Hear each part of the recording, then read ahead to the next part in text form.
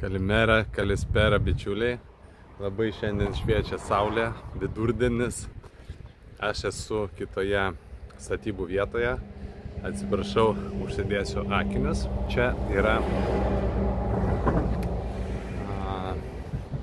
objektas tarp Pafoso ir Pėjos. Vietovė vadinasi Kisonerga. Ir štai koksai norėjau parodyti jums fantastiškas objektas. Štai man už nugaros yra Quattro. Labai greitai jis parduotas, labai greitai pardavėm. Klientai išpirko tiesiog per kelis mėnesius. 3 blokai pastatų, kiekvienas su atskiru baseinu. Kaip matote, vėl daugybė metalo, įdant sutvirtinti konstruktyvą.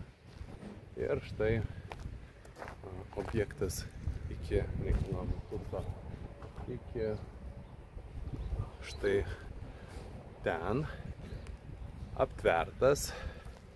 Kiekvienas blokas turės po baseiną. Ir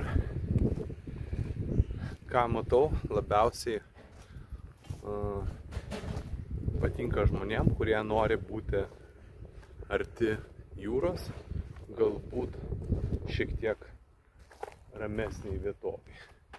Tai naujas objektas, kadangi čia išparduota, bus vystomas štai ten visai šalia, kur matosi palmės, palmių giraitė. Visiškai šalia. O dabar šiek tiek apžvelgime dar ir infrastruktūrą. Pamatysit, kokiu atstumu yra jūra. Aš esu prie šio objekto daręs reportažą. Kas netingi gali pasiieškoti.